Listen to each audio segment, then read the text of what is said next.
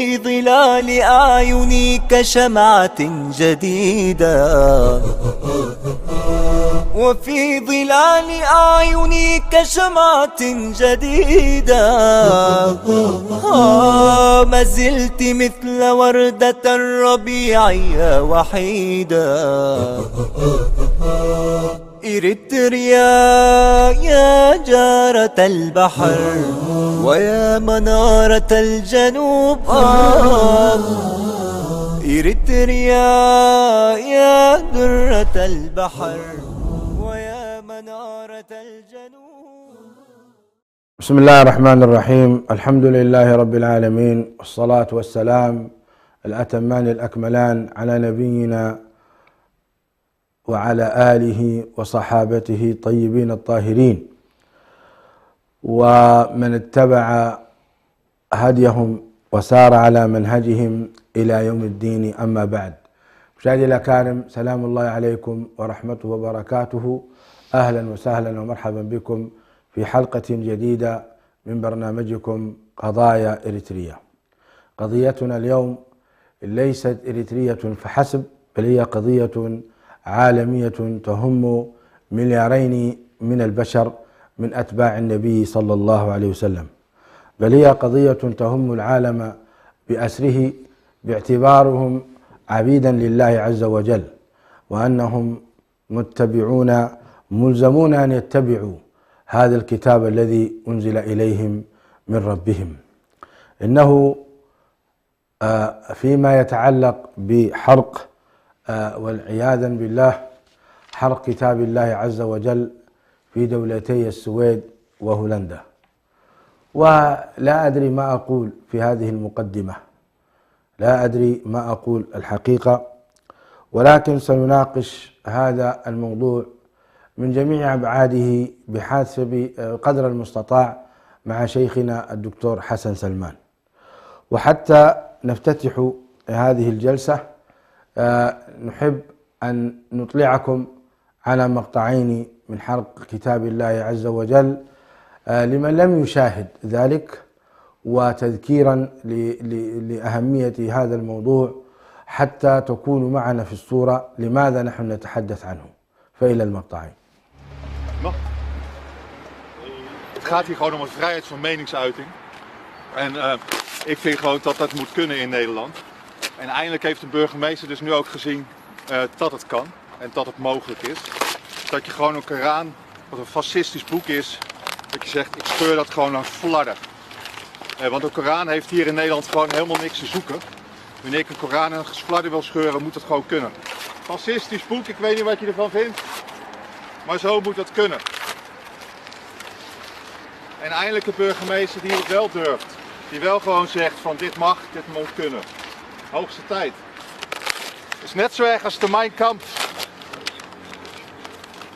Aanhangers volgen dezelfde ideologie als Hitler. En iedereen weet waar dat toe geleid heeft in ons land. En nog even hierop dansen ook.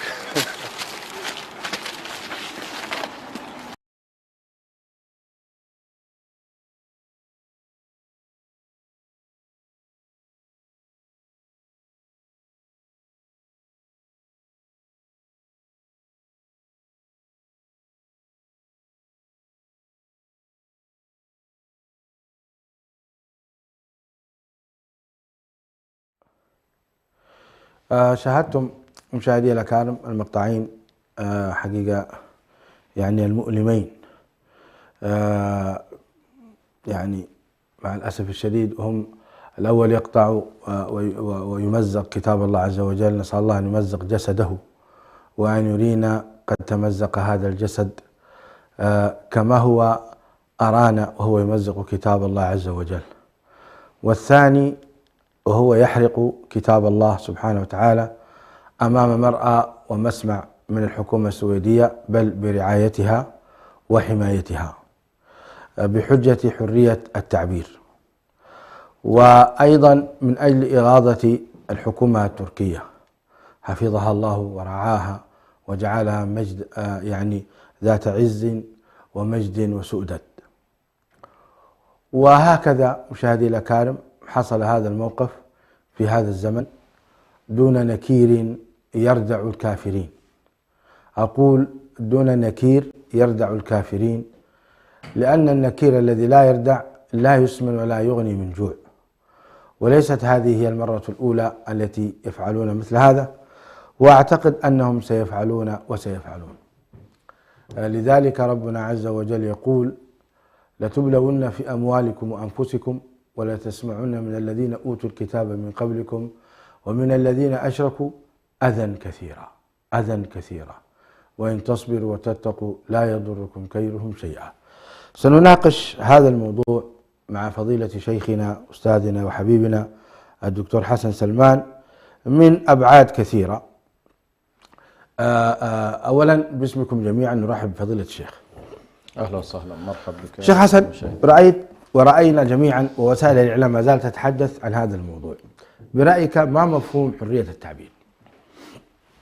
الحمد لله رب العالمين، والصلاة والسلام على رسول الله الأمين وعلى آله وصحبه أجمعين. أما بعد، في البدء كما تفضلت، حقيقة هذا الموقف موقف مستنكر ومستهجن ومستفز لمشاعر الملايين، بل ما يقارب الملياري مسلم يشهدون أن لا إله إلا الله وأن محمد رسول الله صلى الله عليه وسلم، كما أنه أيضا انتهاك صارخ لما يمكن أن نسميه بالحريات الدينية وحماية المقدسات. فيما يتعلق بموضوع حرية التعبير، هي نشأت على كل وتم التعبير عنها في إطار الحريات العامة للإنسان، الميثاق العالمي لحقوق الإنسان الذي ينص على قضية الحريات بعد أن كانت هنالك الملكيات والدكتاتوريات وحالات الاستبداد التي كبتت الشعوب وحرمتها من التعبير السياسي والتعبير الإعلامي والتعبير الاقتصادي. كانت هنالك نوع من ردة فعل على كل في أوروبا في موضوع الحريات، وبالتالي الحرية جعلوها كقيمة بالنسبة لهم القيمة الأعلى، وهي تعني باختصار شديد جدا عدم ممارسة الإكراه على الإنسان، عدم ممارسة الإكراه على الإنسان في معتقده أو في فكره أو في التعبير عن ما يتوصل إليه من قناعات أو في التعبير عن آرائه السياسية وما شابه ذلك. وبالتالي هي في حقيقتها لها صلة مباشرة بالتعبير السياسي، لها صلة مباشرة بمراقبة السلطة السياسية، لها صلة مباشرة بحرية الإعلام، لها كذلك صلة مباشرة بالبحث العلمي. يعني كان هذا هو النهج الأساسي. بطبيعة الحال عندما يتم التنصيص على مسألة الحريات أو قضية حرية التعبير ليست على إطلاقها حتى عند القانون الدولي، حتى عندما يتم تقريبا تناول هذه القضايا، فإنهم بشكل أو آخر تنظم هذه المسألة، تنظم حريات التعبير في البلدان من خلال القوانين الوطنية أو القوانين لكل بلد من البلدان، بل وحتى القانون الدولي نفسه فإنه ينص على موانع حرية التعبير. يعني متى يتم تقريبا منع لحريتك في التعبير، يعني ليست القضية على إطلاقها. فباختصار شديد موضوع ماهيتها هي حق الإنسان في التعبير عما بداخله من آراء، من أفكار، من أطروحات، من سياسات، من مواقف، من حريات إعلام إلى غير ذلك.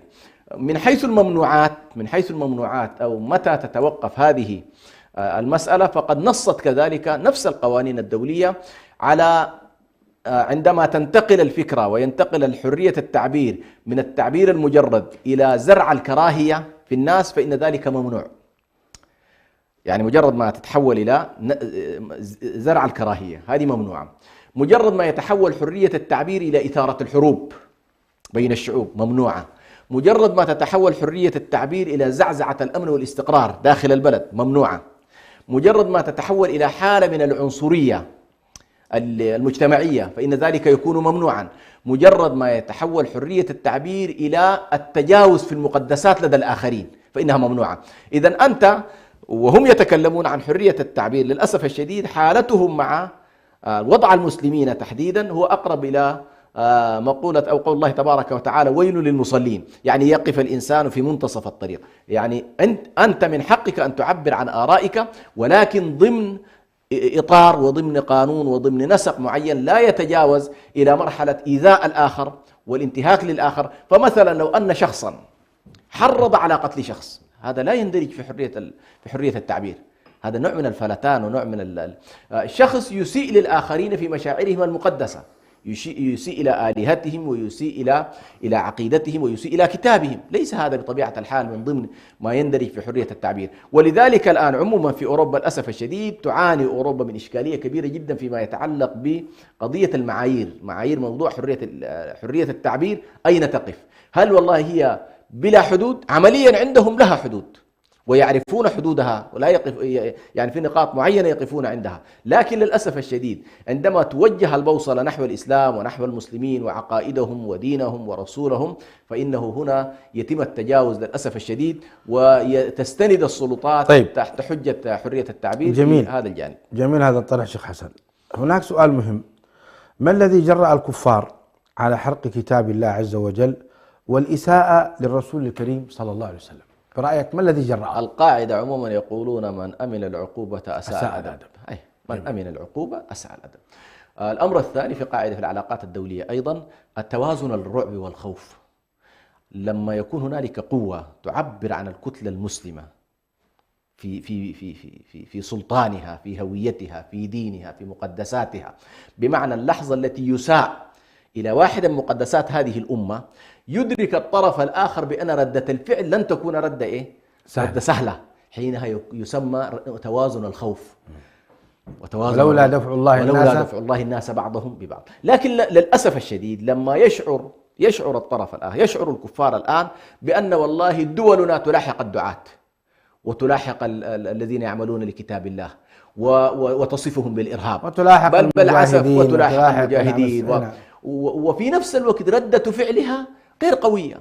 ما ليس الآن قل لي بالله من هي الآن الدولة التي فعلا أقامت لهذا الحدث تحديدا ردة فعل قوية غير الدولة التركية؟ ستلاحظ خجولة للأسف الشديد، بعضهم حتى لم يعبر عن الرفض، يعني حتى قضية الجانب الدبلوماسي البحث.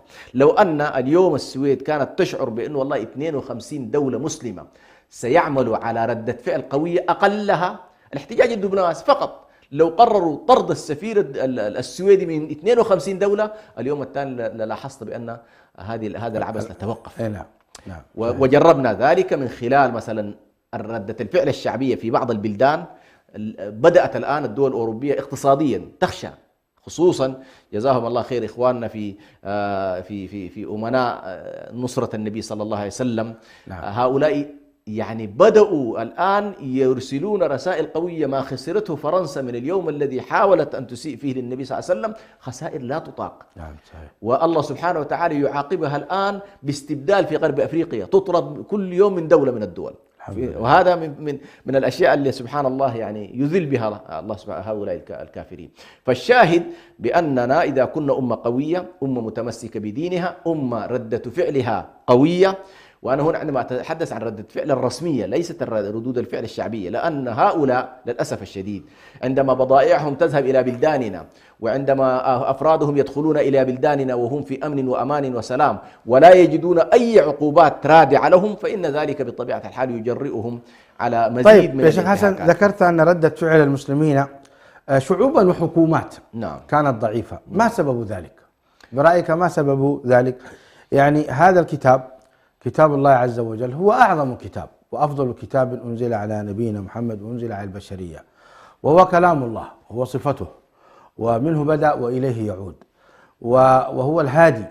إن هذا القرآن يهدي التي هي أقوم، هدى للناس وبينات من الهدى والفرقان، طه ما أنزلنا عليك القرآن لتشقى. الأدلة في مكانة هذا الكتاب عظيمة جدا، لكن ردة فعل المسلمين بالنسبة لي كما ذكرتم وهو الذي شاهدناه أيضا ضعيفة جدا. ما سببه في ذلك؟ السبب في ذلك للأسف الشديد غالب الحكومات المسلمة للأسف آخر اهتماماتها قضية الدين بما فيه من قرآن بما فيه من رسول، آخر اهتماماتها. يعني يكاد لا ينظر للأسف الشديد كثير من الساسة بأنه والله جزء من مهامهم الولائية كولاة لهذه الأمة أن يدافعوا عن دينها وعن كتابها وعن هويتها وعن عقيدتها. هذا لا، للأسف الشديد كثيرين ربما لا، بل بالعكس هنالك من هو أصلا داخل ضمن الحملة العالمية في مواجهة الإسلام. يمكن هنالك الكثير من التقارير طيب يا شيخ حسن، بأن احنا رأينا الشعوب وهي تثور من أجل الخبز والعيش. نعم. ومن أجل الرزق تثور. ورأينا في الربيع العربي كيف أن هذه الشعوب هزت حكومات، بل كثير منها أسقطت حكومات أيضا وثارت.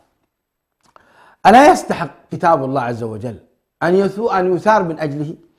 هو شيخ برهان جزء من الشعوب لا تنسى أنها واخترقت في مفاهيمها، في عقيدتها، في نفسياتها، مخترقة الأمة بشكل هائل. يعني للأسف الشديد بعض الناس يتصور أن هذا جزء من حرية التعبير. بعض المسلمين لما غزي فيه من علمنة وما غزي فيه للأسف الشديد. جزء من الناس أيضا عندهم صار انتكاسة في فهم الدين نفسه. بعضهم يقول لك والله كتاب الله يدافع عنه، كتاب الله منصور، وهو تجده محتشد ضمن جبهة المضادين للدين هو نفسه. يعني للأسف الشديد بعضهم تجده في الصف المقابل لحرب الدين وهو يقول لك الدين منصور. واحد من الطائشين في الفيسبوك يقول الدين منصور، قلت له أين تصطف أنت؟ دين منصور صحيح. هذه الإشكالية. والدين سينصره الله عز وجل، ونخشى أن ينزل العذاب ابتداء بهؤلاء. هؤلاء الذين يتصورون. الله سبحانه وتعالى قال ولو شاء الله لانتصر منهم ولكن ليبلوه. فننسى نحن بأن الله سبحانه وتعالى هذه القضايا يبتلين بها. ماذا أنتم فاعلون؟ صحيح. كتابي يمزق، كتابي يحرق، أنتم رسولي يسب ويشتم. فماذا أنتم؟ هل تنصرون الله؟ إن تنصروا الله ينصركم. فالله ليس بحاجة إلى نصرتنا، لكن يبتلينا هكذا سنة الابتلاء، سنة المدافعة. فهل نحن والله أهل لحمل الكتاب، أهل لحمل الرسالة، أهل للدفاع عنها، أم أننا سنخضع والعياذ بالله لقانون الاستبدال؟ للأسف الشديد الآن الإنسان يخشى حقيقة على هذه الأمة من أن يستبدلها الله سبحانه بغيرها، وهذا قانون يسري دائما. إن تتولوا يستبدل قوما غيركم وبلا طيب شك. إحنا لماذا يعني هيبة المسلمين نزعت من قلوب الكفار؟ هيبة الآن ليس لنا هيبة عند الكفار في الحقيقة. نعم. ولذلك تجرؤوا أعظم شيء عندنا ونعظمه نحن ونقدره هو كتاب ربنا وسنة نبينا عليه الصلاة والسلام. نعم. ومع ذلك ذهبوا فأحرقوا كتاب الله وذهبوا وسبوا رسول الله. إذن ليس لنا مكانة في قلوبهم حقيقة. قديما كان النبي عليه الصلاة والسلام ينصر مسيرة شهر، نصرت بالرعب مسيرة شهر. اليوم ما نصرت هذه الأمة حقيقة ولا مسيرة ثانية واحدة. ولا مسيرة ثانية واحدة. ما السبب شيخ حسن؟ أول لما كان النبي صلى الله عليه وسلم يقول نصرت بالرعب مسيرة شهر كان له جيش وكانت له ولاية وكانت له راية، لكن أمة تخلت عن جهادها وتخلت عن ولايتها الإيمانية والسياسية وتخلت عن سلطانها وتخلت عن خلافتها. هذه كلها على كل إشكالات كبيرة جدا. لكن شخص النبي صلى الله عليه وسلم نزع الهيبة في حديث ثوبان رضي الله عنه. الذي يقول فيه النبي صلى الله عليه وسلم تتداعى عليكم الأمم. نحن الآن في حالة تداعي أممي. وانظر النبي صلى الله عليه وسلم كأنما يشير إلى أن التداعي الأممي لا يقابل بتداعي شعوبها، تقابل أيضا بأمة واحدة. الذين كفروا بعضهم أولياء بعض إلا تفعلوه تكن فتنة في الأرض وفساد كبير. فالآن عدم التوالي بين المؤمنين، عدم ولائهم لبعضهم البعض، عدم محبتهم لبعضهم، عدم نصرتهم لبعضهم البعض، عدم وقوفهم مع بعض في مقدساتهم، هذا كله. لكن النبي صلى الله عليه وسلم ماذا قال؟ هذا التداعي كما تداعى الأكلة إلى قصعتها. فبعض الصحابة ظنوا بأن المسلمين سيكونوا قلة، قالوا أمن قلة نحن يومئذ يا رسول الله؟ قال بل أنتم يومئذ كثير. مليارين الآن تعتبر، إذا اعتبرنا العالم 8 مليار معنى أنت ربع العالم. كثير، ربع العالم في الموازنة الدولية. أمة تشكل ربع العالم ليس سهل كثير. وبالتالي قال أنتم يومئذ كثير. طيب يا رسول وين المشكلة؟ قال ولكنكم غثاء كغثاء الثلج للأسف، ولا ينزعن الله من صدور عدوكم المهابة منكم. هنا كلام ينزع المهابة فلا يهابونك ولا يقذفن بالعكس في قلوبكم الوهن. قالوا وما الوهن يا رسول الله؟ قال حب الدنيا وكراهية الموت.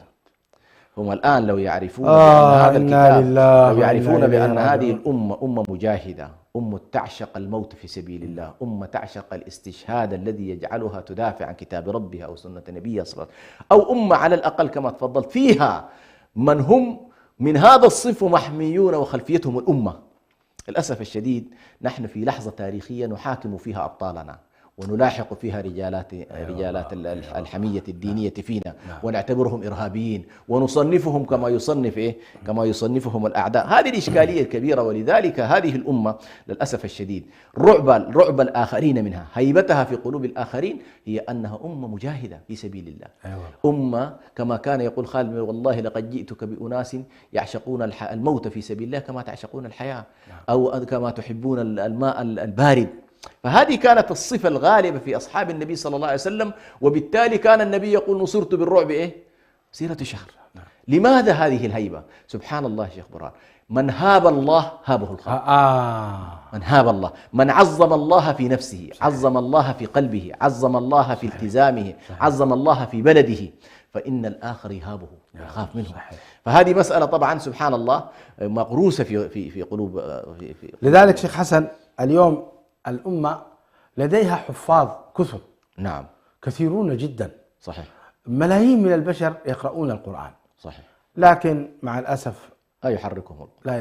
نعم، صحيح. دليل على أن مشكلتنا نحن في العمل بكتاب الله. نعم. وليست عدم حفظ كتاب الله عز وجل. نعم. وتلاوته. صحيح. وهناك المدارس، ولذلك القرآن سماها أماني. سبحان الله. أيوه، يعني عن بني إسرائيل في سورة البقرة وهو يتكلم عن بني إسرائيل اعتبر التلاوة المجردة عن الفعل والعمل أمانية إلا أمانية. هذه الأماني ابن تيمية عليه رحمة الله تكلم عن إنه والله بعض الناس يتلونه تلاوة ولكن لا يبنى في حياتهم أو لا يؤثر في حياتهم. والنقطة الثانية أيضا في موضوع الهيبة يا شيخ برهان، وهي أنه والله لما تكون في حكومات تشعر الكافرين بأنها هي معهم في الصف، تصطف معهم. للأسف الشديد أنا في اليومين الماضيين أسمع بعض الصحفيين بعض الإعلاميين يعني يلومون تركيا في غضبتها عجبا، وأنه يقول لك والله أردوغان يريد أن يسيس الحدث. طيب يا أخي أسحبوا من هذا التسييس. إذا كان أردوغان يسيس الحدث أنتم أوقفوا هذا أما أن يكون هنالك اعتداء على الإسلام وعلى المسلمين وعلى كتابهم، ثم يراد من حكام المسلمين أن يسكتوا، وإذا تكلم حاكم قامت عليه للأسف الشديد الأدوات الإعلامية. طيب أليس هذا الذي بعد إذنك شيخ حسن، نعم. أليس هذا الذي حرق كتاب الله عز وجل أحرقه أمام السفارة التركية؟ هذه نعم. ما الذي يريدون هؤلاء؟ أن تسكت الحكومة التركية؟ صحيح. هذه الإشكالية الكبيرة شيخنا للأسف الشديد. والله نحيي فخامة الرئيس رجب طيب أردوغان من هذا المنبر. نعم. ونقول له جزاك الله خيرا وأبقاك ذخرا للإسلام والمسلمين، وثبتك ونصرك ووفقك في الانتخابات. نسأل الله تعالى أن يوفقك وييسر أمرك. الرئيس رجب طيب أردوغان لم يصبح رئيسا فقط للحكومة التركية، بل هو للمسلمين، رمز للمسلمين اليوم. ونحيي من هنا أيضا يعني الشعب التركي حكومة وشعبا، نحييهم حقيقة. ونحيي كذلك كل دولة يعني أنكرت ولو بخطاب، نشكرهم جزاهم الله خيرا، هم أفضل من الذين سكتوا. صحيح. من الآخرين. نعم. لكنها والله ردة فعل يعني ضعيفة جدا لا تليق بالمسلمين الذين يؤمنون بالله واليوم الآخر. فشكرا. بل الجميل شيخنا بالنسبة لوزير الشؤون الدينية هنا ذكر بأنه والله عندنا ما لا يقل عن 20 مليون طالب في المراحل قبل الجامعية والجامعية سنعمل على تحفيظهم كتاب الله. يا سلام. يعني ردة فعل إيجابي إنه والله أنتم تريدون أن تحاربوا القرآن. الموقف الفعلي الحقيقي إنه والله كل الدول الإسلامية يجب أن تعظم هذا الكتاب وتشعرهم بأنه والله حرق الكتاب إذا أنتم تحرقونه في الشارع نحن نحييه في قلوب في قلوب أبنائنا. يعني هل هو الآن اليوم ما هو ردة الفعل؟ يعني بعض الناس يقولون يعني وأنا لي تحفظ في هذا. نعم. يقولون أن هناك هذه الآن فرصة لطباعة المصحف الشريف في السويد، وفرصة للدعوة إلى بيان كتاب الله ومكانته، وفرصة لكذا، في حين أن كون المسلمين كلما حصل لهم شيء تكون ردة فعلهم أنهم يقومون بالدعوة إلى الله من أجل هذا. أعتقد هذا في تحفظ، وأنا أسمع رأيك شيخ حسن. نعم. يعني نحن الآن هل لا نقوم بواجب الدعوة وبيان عظمة كتاب الله إلا إذا أحرق، إلا إذا أهين؟ وكذلك لا نقوم ببيان سيرة النبي صلى الله عليه وسلم العطرة إلا إذا شتم وسب. يعني أعتقد أن هذا منهج هذه فرصة الآن، ونطبع مصاحف كثيرة، وأعتقد أنها ليست صحيحة. أظنها ليست صحيحة، لأنها تزيد المسلمين مذلة. صحيح. بل المفترض يكون الرد شكل آخر. نعم. نعم. والله شوف هؤلاء تعليقكم. أنا معك. أولا قضية الدعوة إلى الله سبحانه وتعالى يجب أن لا ترتبط بالمناسبات بقدر ما تكون هي مهمة الحياة، مهمة حياتية للإنسان المسلم. قل إن صلاتي ونسكي ومحياي ومماتي لله رب العالمين لا شريك له، ومن أحسن قولا ممن دعا إلى الله وعمل صالحا وقال إني، يعني قضية الدعوة إلى الله يجب أن تكون قضية حياة بالنسبة للمسلمين. لكن هذا النوع، هؤلاء المعتدين، يعني نحن الآن لسنا فقط أمام حالة جهل بقدر ما نحن أمام حالة تحدي وحالة استفزاز وحالة كراهية وحالة بغض. هو بالعكس، هو أصلا ردة فعله لما يراه من انتشار الإسلام في السويد. نعم. يعني هو لا يتحرك. ليست ردة فعله. لا بالعكس، هي ليس ردة فعله. لا، هو ردة فعله يشعر بأن هذا الإسلام قادم، وأن هذا الإسلام يزحف، وأن الدراسات كلها تثبت بأنه الدين القادم، ونحن لا نشك بأن هذا الدين سيبلغ ما بلغ الليل والنهار كما أخبر النبي صلى الله عليه وسلم. صحيح. وأخبر بأن روما ستفتح ولا ندري طريقة الفتح، لكن هكذا النبي صلى الله عليه وسلم ما تنبأ بنبوءة إلا وكانت في نهاية المطاف تتجلى مصداقيتها. وبقيت لنا تقريبا المقر الديني الواحد، مقر الدين الواحد الكاثوليكي العالمي هو روما، وقد أخبر النبي صلى الله عليه وسلم. على كل، هذه المسألة هي من القضايا التي تحتاج في تقديري إلى إيلامهم في أشياء تؤلمهم حقيقة، هذه لا بد منها. يعني هؤلاء الناس قضيتهم هي المصالح. هنا الآن كحكومات لا تتألم بأنه والله خرجت مظاهرات ولا نحن طبعنا مصحف ولا حركنا دعاة، ليس هذا هو الذي يوجعهم ويؤلمهم حقيقة. هنالك الآن دول بإمكانها أن تجعل دولة السويد دولة تعتذر لكل المسلمين عندما يتم هنالك مثلا قرارات اقتصادية حاسمة من جامعة طيب جميل شيخ حسن. عندما أغارت بكر على خزاعة نعم في زمن النبي صلى الله عليه وسلم، نعم، وكانت بكر في حلف قريش، نعم، وخزاعة في حلف النبي صلى الله عليه وسلم، نعم، وكان بين يعني قريش والنبي عليه الصلاة والسلام هدنة مدتها 10 سنوات. نعم. فاعتبر النبي صلى الله عليه وسلم أن هذا نقض من قريش نعم للعهدة وللهدنة التي كانت بينهم. فالذي حصل أن النبي عليه الصلاة والسلام جهز جيشا. نعم. وهنا لما غارت وقتلوهم ركعا وسجدا. نعم. كما قال يعني عمرو بن اللي هو سيد خزاعة. الشاهد أن أبا سفيان انتقل إلى المدينة المنورة، وأراد أن النبي عليه الصلاة والسلام أن يثني عزم النبي صلى الله عليه وسلم من القتال في سبيل الله، من أجل أنهم نقضوا العهد وقتلوا خزاعة. فذهب إلى أبي بكر فرده، وذهب عمر فأراد قتله عمر، وذهب إلى علي بن أبي طالب، ثم ما وجد حلا لهذا الأمر. أنا أريدك أن تعلق الآن على مدار القوة. انظر الآن قوة النبي عليه السلام بعد أن بدأ فردا صلى الله عليه وسلم، الآن له قوة. أقوى دولة في تلك المنطقة، منطقة الجزيرة العربية، تتفاوض معه لأنهم نقضوا عهدا مع حلفائه. نعم. تعليقكم. أحسنت. أول قضية إنه والله مسألة القوة وأهميتها في كل العلاقات الدولية تحديدا، أنت ضعيف لا مقام لك. لذلك القرآن الكريم لما تكلم لقد أرسلنا رسلنا بالبينات وأنزلنا معهم الكتاب والميزان قال ليقوم الناس بالقسط.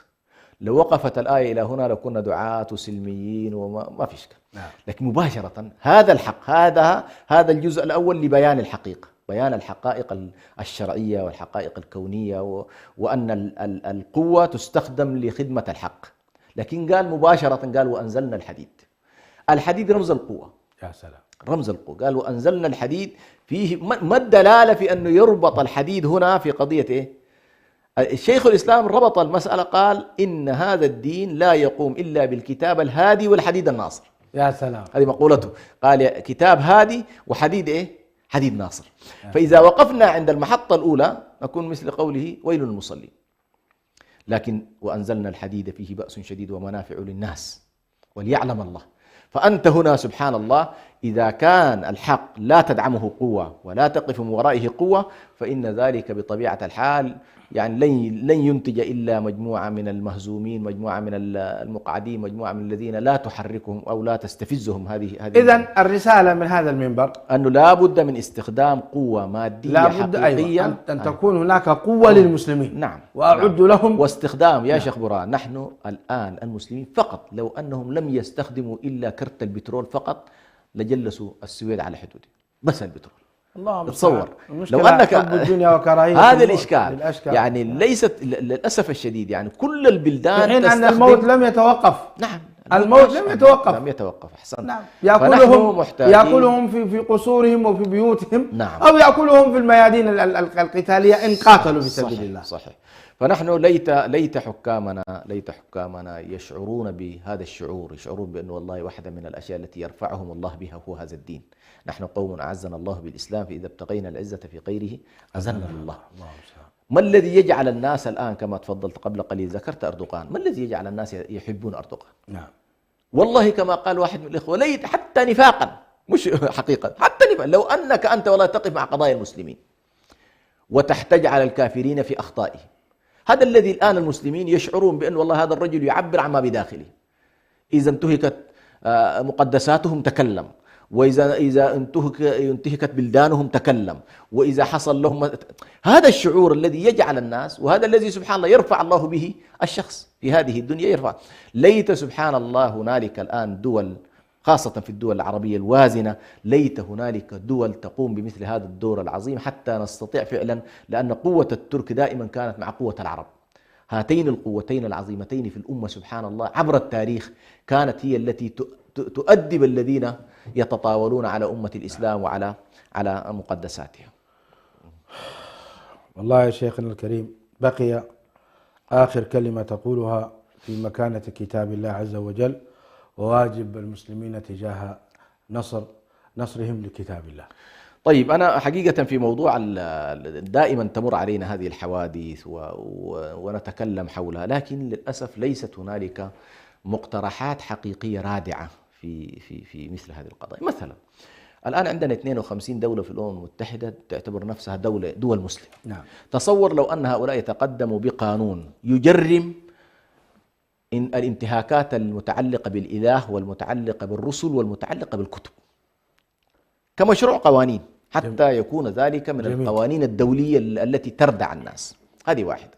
لو أن الدول الإسلامية أيضا نصت على أن أي دولة تعمل على انتهاك وزرع الكراهية وتدنيس مقدسات المسلمين يتم معاقبتها جماعيا، يتم أيضا معاقبتها جماعيا، بمعنى أنه والله مجموعة الدول الإسلامية نعاقب الدولة التي تتعرض لكتاب ويكون معلن ميثاق إسلامي. الثالث لو قيل بأن أي شخص يعمل على تدنيس مقدساتنا ويضع قدمه في أي بلد إسلامي فإنه يحاكم على تلك الجريمة التي ارتكبها في بلده. فأنا قصدي لا بد، لأن هؤلاء للأسف الشديد هم يؤمنون بالجانب المادي أكثر من الجانب الأخلاقي. الأخلاقيات عندهم لا تعني شيء، وخاصة إذا قلنا بأن هذا من الملاحدة، الأخلاق عنده لا تعني شيء. هو يؤمن بشيء مادي، يؤمن بشيء يقع عليه مباشرة. وبالتالي أنا أقول مثل هؤلاء لا بد من أن يشعروا بأنهم والله إذا نزلوا إلى ديار الإسلام فستنتظرهم عقوبات صارمة فيما يتعلق بأنفسهم، بأنه والله سيعاقبون. فهنا أنا أقول لا بد أن تكون هنالك رؤية أول موحدة في العالم الإسلامي من خلال منظمة التعاون الإسلامي، وتتبنى هذا الموضوع في داخلها وفي قوانينها الداخلية، وأيضا تتبنى ذلك على مستوى المنظمات الأممية. لاحظ الآن وإلا فسيكونون آثمون بلا شك. نحن الآن يا شيخ برهان حصل يوم من الأيام في دولة مسلمة أسأنا لدين من الأديان، هل مزقنا إنجيل، هل مزقنا توراة؟ لأن هذا نراه جزء من عقيدتنا يعني بالنسبة لنا. حتى وهو محرف الله يقول لنا لا، حتى يقول ولا تسبوا الذين يدعون من دون فيسبوا الله. فعندنا منهج حاكم ولم نعتدي على أحد. للأسف الشديد هم في كل صباح وفي كل مساء يشعرون بأن والله هذه الأمة ردة فعلها ضعيفة، أمة مستضعفة، أمة لا تستطيع أن تحرك ساكن. وللأسف الشديد أنا زي ما ذكرت الإعلاميين، وهنا أنا أنبه الإعلاميين سيكونوا في فوهة المواجهة، فإن كانوا لله ورسوله فالحمد لله، وإلا صراحة ستكون عليهم لعنة وسخط. وحقيقة ما استمعته من بعض الإعلاميين للأسف الشديد يعني غلب فيها التسييس، غلب فيها الخلاف مع أردوغان وتركيا أكثر من قضية أن هذا الموضوع يهمك. لما أنت والله شاب عربي أو شخصية عربية في قناة من القنوات الأوروبية يحاول أن يقول والله أردوغان يسيس الأمور، طيب وأنت دورك ما هو كإعلامي كشخص يشهد أن لا إله إلا الله أن محمد رسول الله، أم أن والله تصنيفك بأنك أنت صرت علماني خلاص لا تعنيك قضايا الأمة وهويتها ودينها؟ على كل نحن إن شاء الله موقنون تماما بأن الله سبحانه وتعالى سينصر دينه، وأن هذا الدين سيبلغ ما بلغ الليل والنهار، وأن كتاب الله سبحانه وتعالى كما قال القرآن يريدون ليطفئوا نور الله بأفواههم والله متم نوره ولو كره الكافرون ويأبى الله إلا أن يتم نوره. فبالنسبة لنا هذا الدين بإذن الله عز وجل سيبلغ ما بلغ الليل والنهار، ولكن نحن أين موطننا؟ أين موطننا في المدافعة؟ أين موطننا؟ طيب لا نريد أن نختم قبل أن نوجه الشباب بضبط الأعصاب وعدم فعل يعني قد ربما يسيء للإسلام والمسلمين. نعم توجيه. هو بلا شك نحن الآن التعامل الموضوعي في هذه الأشياء، يعني بعض الناس أن يكون هنالك تصرفا فرديا ربما يؤذي صاحبه وقد تكون ردة الفعل أيضا ليست جيدة، هذا كله نحن لسنا الآن من دعاته ولا نطالب به أصلا، يعني لأنه لن يحل المشكلة. يعني مشكلتنا بشكل كبير تتعلق بنا قبل أن تتعلق بنا. يا سلام. أيوه. يا فنحن سلام مطالبين إن الله لا يغير ما بقوم حتى يغيروا ما بأنفسهم، قل هو من عند أنفسكم. يعني الله سبحانه وتعالى لما قال أصحاب النبي صلى الله عليه وسلم أنهزم وفينا رسول الله أنهزم يوم أحد، قال أولما أصابتكم مصيبة قد أصبتم مثليها قلتم أن هذا، قل هو من عند أنفسكم.